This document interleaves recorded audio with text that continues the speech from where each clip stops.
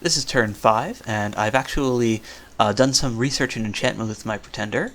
I take on this province very easily. Heavy Cavalry, while they are threatening against most nations due to their high damage attack, don't have anything special against ethereal units, which means that they're no more likely to cause damage to my guys than anyone else. Here I actually get a little bit unlucky with my Lemur Centaurian getting basically stuck in all on his own, and he manages to pick up some afflictions in the process.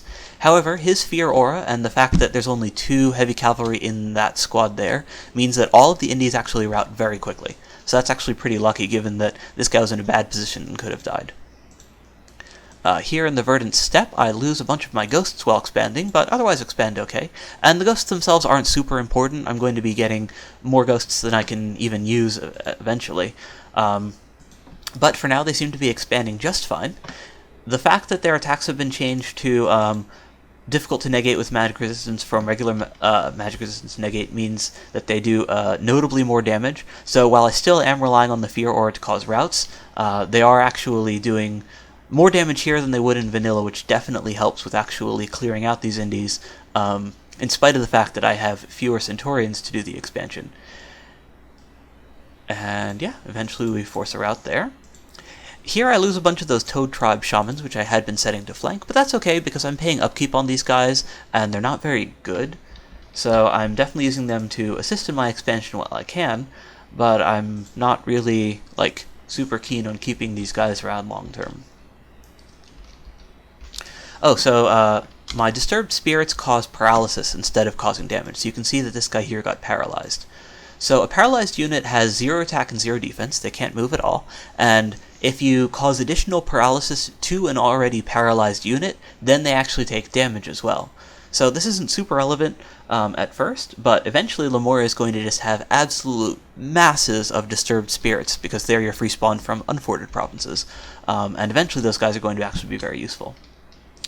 So here, while my ghosts are actually engaging the infantry, my Toad Tribe succeeds in getting past them and getting to the Archer Squad, exactly like what I wanted. And then here they're hitting the commanders. Unfortunately, they kind of suck. Like, they're fighting the archers, and they actually lost to the archers, basically, in melee combat. So they actually ran away, but luckily they caused enough damage to cause the Archer Squad to lose enough of its HP that when my ghosts and Fear Aura routed the regular infantry, the archers were routed as well. So I lose most of my 12 Toad Tribe warriors, but I'm definitely not really missing them. And here I get additional gold, which is awesome. I always like having more gold. And I'm doing the same thing here, just going to have these guys run around and hit the archers. That's going to prevent the archers from shooting at my ghosts. I'm moving this guy over here to build a temple so that I can start recruiting lizard shamans, and I'm having my Indie commander build a fortress while continuing to build these Indie crossbows. And my Centaurian is going to lead the expansion party down here. That's the new guy who I got from my summoning. I'm going to recruit my second mage now. I both have the extra gems for it, and I need this guy to build the temple, so time to start summoning 2 Centaurians per turn. And meanwhile, this guy who was successful is going to continue expanding down here, and these guys are going to continue expanding down over here. So, as you can see, just from my free spawn and summoning a single Centaurian per turn, my expansion thus far has been excellent. Vanilla Lemuria can expand even harder by summoning additional Lemur Centaurians, which means that you can essentially create multiple expansion parties every turn. I'm not quite at that level, but I am doing very well for myself. And that's the turn. This is turn 6 of Degeneracy. I have had my Water 1 random mage just out sight searching, because I'm unlikely to have water mages of my own until I start summoning Grand Lemurs, and my Pretender doesn't have it. So that's helpful in that even after I have my Pretender out sight searching, water is definitely still a path I would need to find. So let's check on our expansion. This one went well. We lost a couple of our ghosts, but that's okay. We plan on losing these ghosts anyways, and the Centaurian's the important part. So this spirit is drawing some initial hits, and he even managed to survive until a friendly javelin lands on him. And my ghosts alone are able to rout that squad. My Centaurian is now engaged with the heavy infantry, which are the potentially scary guys. You saw they did 18 damage to a ghost right over there, but eventually they're routed as well. Here I also lose a few ghosts, but this is again a province which would look difficult for most players, just because it has heavy cavalry and crossbows. However, it has a relatively small number of each, and given that there's only 2 heavy cavalry in the squad, they take morale checks every time they take damage, although in this case they didn't rout before dying. The crossbows and banishment actually do cause some damage, and you can see I've got some ghosts dying here, but eventually everything does close to melee, and once that happens it's only a matter of time before the fear aura gets all the crossbowmen gone. So I lose 3 there. Here I lose nothing, which is great, but this is also an easier province, so that's somewhat to be expected. With only militia and archers and so on, the archers are unlikely to do damage to my centurion at all, and only the priest, or even the priest's banishment is unlikely to really hurt him, given that he has 15 base magic resistance. And this is the guy with heroic quickness, you'll recall, so he actually gets to them fairly quickly, and he closes with the archer line and is actually killing the archers and commanders by himself, while my squad, or my actual troops, are literally just fighting militia. So a very easy fight for me, and yeah, that's why I wind up losing nothing there. Here in Gladewood, I do also lose some stuff. This is another squad with heavy infantry and archers, or another province, I mean, with heavy infantry and archers. I have the ghost set up here to draw the initial arrow fire, which it does successfully and dies quickly, and then my ghosts are over there chucking their javelins, and yeah, in general, just poking these guys while the fear aura does its work. The Toad tribes don't even make it to the archers before one of them gets shot and they all rout. Luckily, the fear aura does its work eventually and gets rid of one of those guys. These guys are a little bit braver and end up fighting for a little bit longer. But you can see here that they're... oh, these guys are actually... they lucked out. They didn't get any fear aura on top of them. They do eventually get tired, actually, which is worth noticing. 48 fatigue means that they have reduced attack and defense. I mean, this is actually visibly lower because they're routing, but even before then they had reduced attack and defense just from the fact that they were suffering fatigue, whereas undead don't. So while they don't kill very quickly, the fact that the battle goes on for a little while does actually help undead out quite a bit. Here he is way out in the middle of nowhere, and he doesn't have any, or he doesn't have enough troops to really go and expand further on his own, so I'm going to make him a prophet. The idea of making him a prophet means that he's going to be able to reanimate some additional undead, and then he's going to take that additional undead and use it to continue expanding. The fact that I didn't have a prophet until now does mean that my dominion isn't quite as well spread as it was, but I actually did need all of my centurions leading expansion parties, which is why I was even considering profiting this guy. So the fact that I held off on making my prophet basically just means that I have more provinces than I would if I had been, if I had made my prophet right away, because I essentially miss out on that additional turn of conquering. I have 2 scout provinces now, which are making scouts. Scouting is essential for every nation, including Lemuria, even though it has less gold to spend on them. And then he's building the temple over here, which means I'll be able to start recruiting lizard shamans next turn for regular research, and my pretender is continuing research up enchantment. The reason that I go enchantment first is both to get troops that don't deal MRN damage with my skeleton spam, but also to get Rigor Mortis. So Rigor Mortis is the earliest available battlefield clear that Lemuria gets, and it essentially means that you can deploy a single Grand Lemur with a bunch of ghosts and actually expect them to kill stuff. With Rigor Mortis, you can essentially put an entire enemy army to sleep if they can't kill your stuff quickly enough, which means that the opponents are forced to deploy mage support in order to actually answer you, and that's actually really important. It's not going to be particularly effective against crossbows and fire elementals and so on, but it is still something which can actually handle otherwise impossible engagements. It basically gives me a tool that lets me win fights, and I don't have anything similar to that aside from evocation, which requires deploying a lot more mages. So this basically lets me deploy individually good mages to have a great effect. I'm starting to revive additional centurions here, now that I have my new acolyte. And this guy, though, is probably going to either do research or site searching or something once he finishes building the temple here. And, of course, my expansion aside from this guy, which was too depleted, continues apace. I meet my first other player, which is Joman, but given that he has a single commander here, I assume he's just building a fort. I could maybe try to bust that fort, but given that I have very few ghosts, and I assume that he's going to be putting up additional province defense, that's a pretty risky endeavor and could cause a counterattack, which I want to avoid if possible. Instead, I'm just going to continue expanding towards him, and given that Joman's troops are fairly weak early, hopefully he hasn't actually gone and conquered most of the land between us, so I can assume that I essentially have more room there. The fact that I haven't met any other players and I'm already this big is a little bit concerning. It means that I'm most likely pushing towards players now, but as long as people don't realize how big I am, it should still be okay. And even when they do, given that people are kind of going to gang up on Lemuria anyways, it's always helpful to have more provinces. So I'm going to continue overexpanding and continue spending gems on Centaurians rather than starting to swap to spending all of my gems on mage production. Alright, this is turn 7, and I actually have a bump here. So I'll look at that later, but for now I take on a cave province. Because my guys are all undead, they all see in the dark, which makes things pretty good. However, all these guys do have at least partial dark vision, which means that their attack and defense score isn't quite as lowered as it would be for normal guys. And then the fact that they're led by a priest means that they also have some banishment on their side. And this guy even manages to be a death random priest, which means that he can send skeletons at me, so that's kind of annoying. But it ends up being okay. These guys run away very quickly against the fear aura, and then they get killed, and then the skeletons just melt. So that ends up working out okay. Here in Witherland, I once again expand successfully with my Velites, or with taking a couple losses from Velites, but otherwise not having any trouble. My commander's set a little bit further back and down, so he doesn't engage right away.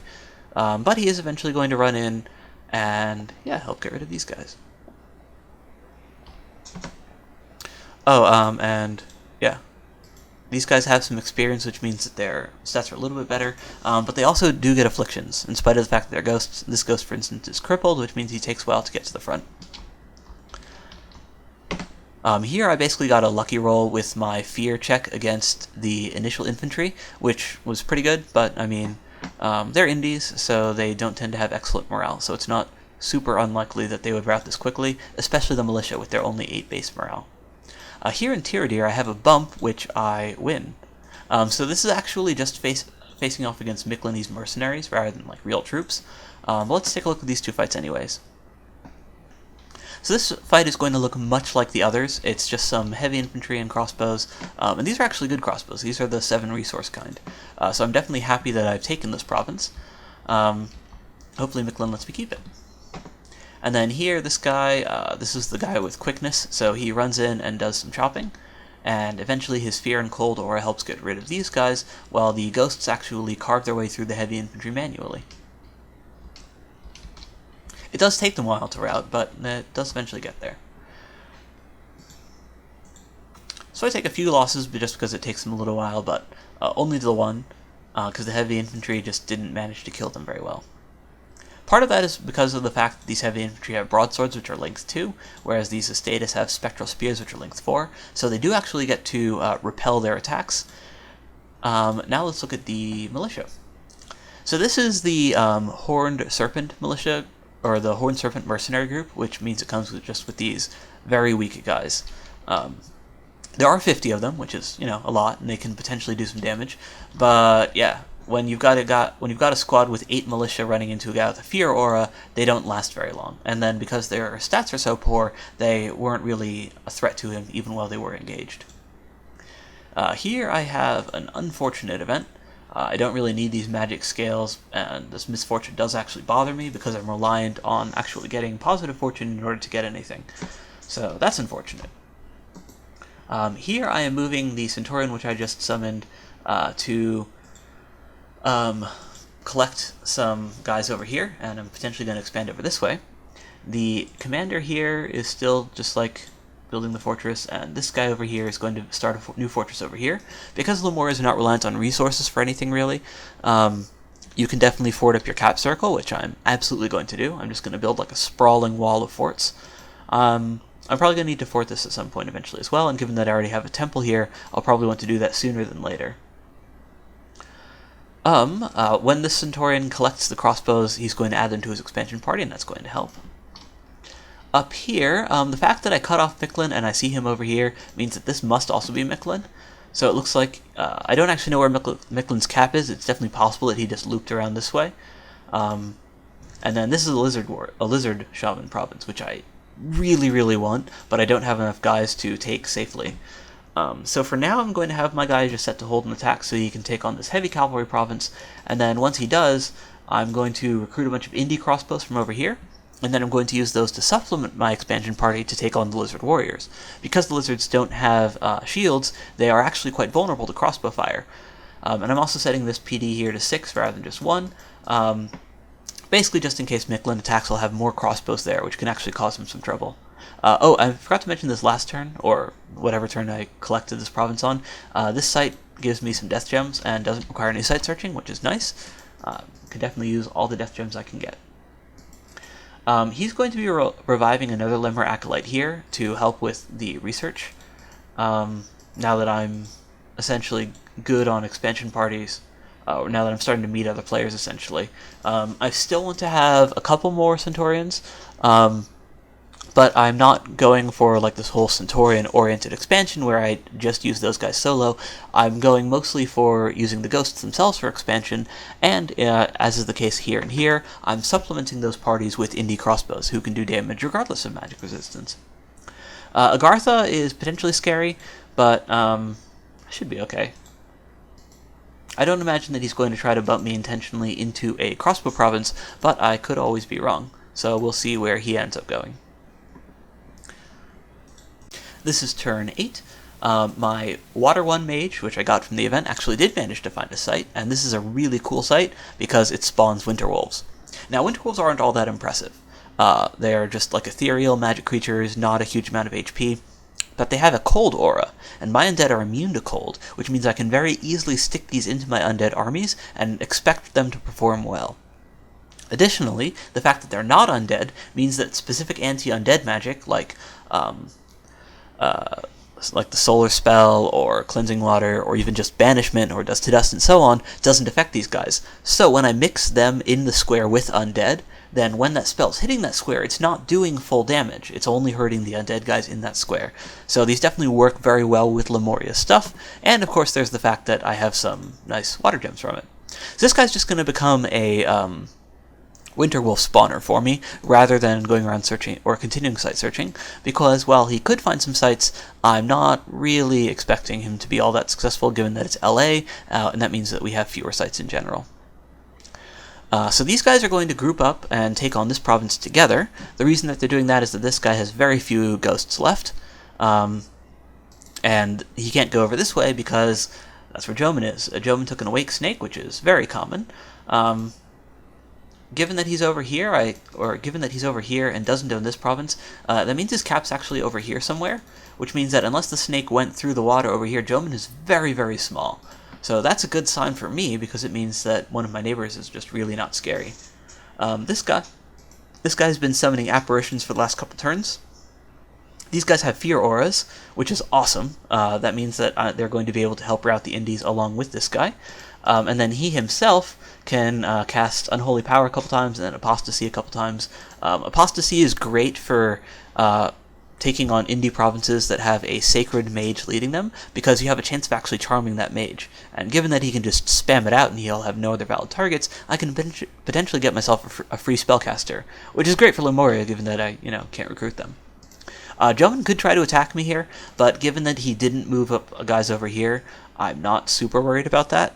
And he's probably even scared that I might attack him over here. So, given that he has Heat Dominion, I expect him to either attack over this way and take this province, or move up over here to reinforce this province from potential fear of my attack.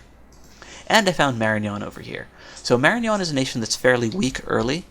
Even with an Awake Pretender, they're somewhat vulnerable to a rush, and given that Agartha is strong early, my hope is that I can get these two to fight and get Agartha to take out Marignon for me, because while both have magic which can be effective against me, Marignon is both stronger later, given that they have like a blood thing going, and their early mid-game magic is really effective against me, so I definitely want these guys to fight, and I'm going to do everything I can to encourage that, up to and including waging war on Marignon myself, if that's what it's going to take to get Agartha involved. And I don't have quite enough gold to build a fortress over here quite yet, so I'm just having this guy patrol, and I'm saving my money and no longer building additional crossbowmen here for now, but I am still going to be using these crossbowmen, which I have a lot now, to go help push this province and continue my expansion over here towards Marignon.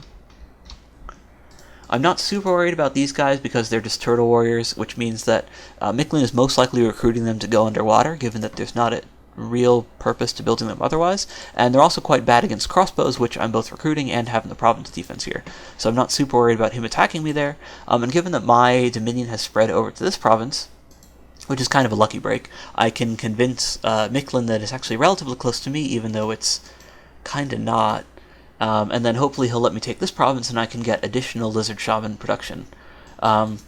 Lizard shamans are something that are actually potentially worth fighting over if you're not a nation that has that path access, but given that Micklin recruits national nature astral mages, he might be okay with my keeping that province, even though I'm Lemuria, and giving Lemuria recruitable mages is generally bad.